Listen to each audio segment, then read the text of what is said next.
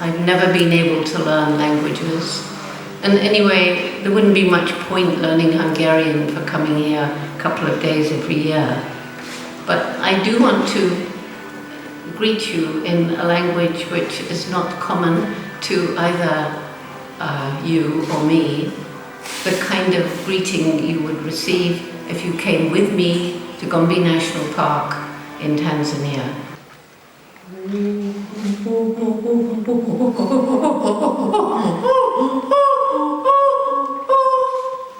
In chimpanzee, that is saying, this is me, this is Jane.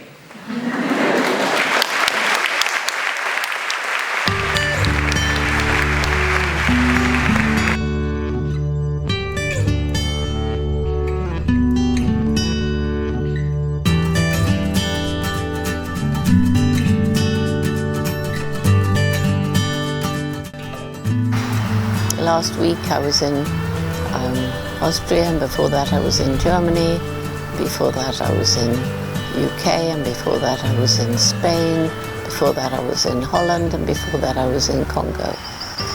Home is England, the house I grew up in, and the garden is not huge, but it's quite big.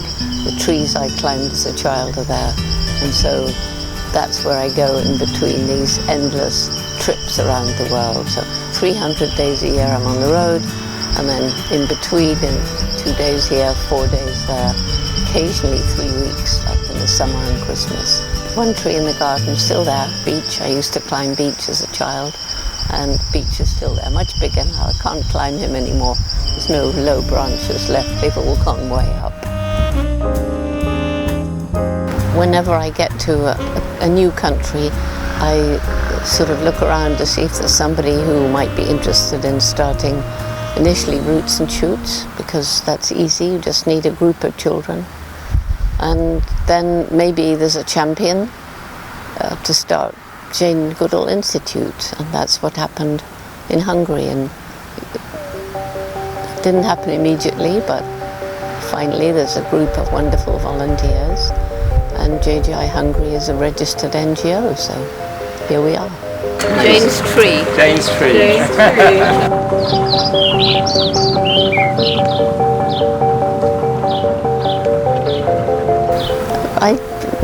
The one who started it was Kati, who's now in England with her family, and so meeting her family and then her friends, and that's how it gradually grew.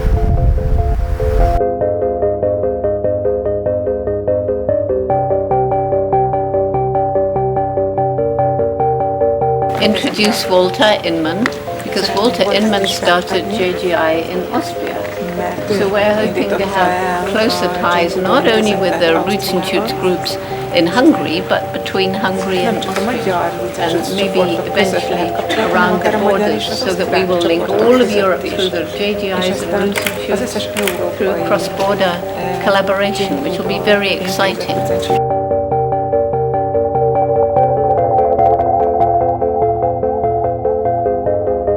What I said was not that zoo's better for a chimpanzee. In fact, most zoos are not. What I said was that in the wild, many chimpanzees are threatened with the destruction of their forest by hunters, by being caught in wire snares. And if I was a chimpanzee living in that sort of unprotected situation in the wild, then a really good zoo I would prefer. But the real protected wild is the best place. But so much of the wild in Africa is now threatened. And so many of the wild chimpanzees are having very stressful lives.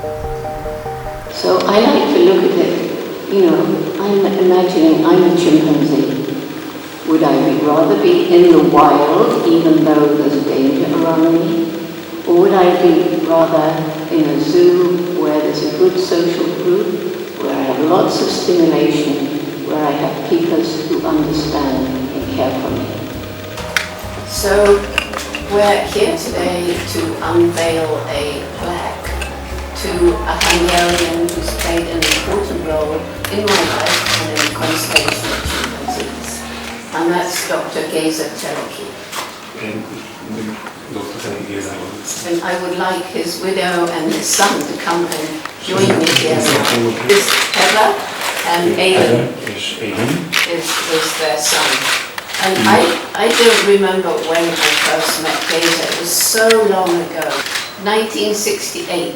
He joined me in Tanzania, and that led to him coming and doing his PhD in Gombe National Park on the chimpanzee. But I also believe that he would find this gathering rather amusing and ironic because he's had very strong feelings about zoos. And in fact, throughout all the years that we were together, we have never been to one together.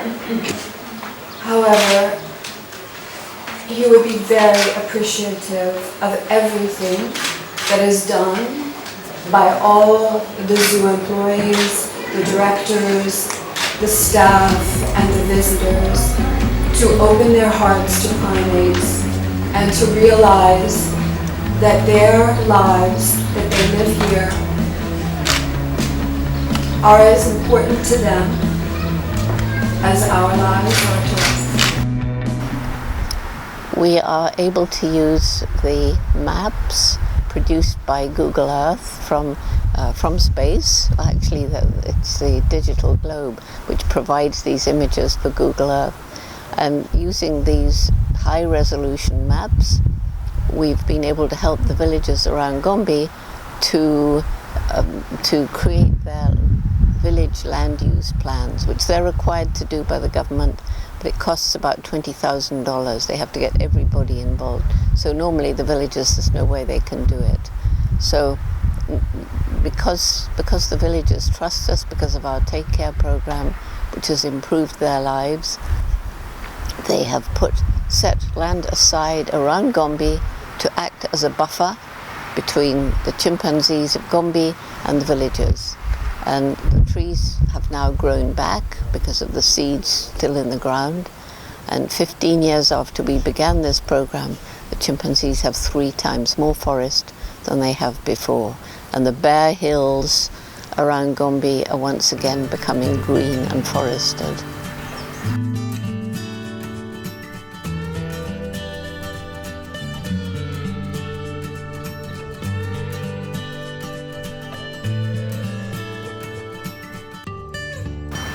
Last week, the United States government, the Fish and Wildlife Service, announced the decision which we've all been working for years to include captive chimpanzees as endangered, like the wild chimpanzees, and that gives them maximum protection. So it will mean that people cannot do medical research on them or use them in circuses, entertainment, if it means that they are psychologically or physically harming the chimpanzees. They have to get a permit if they want to do anything like that. And mostly the permit will be denied.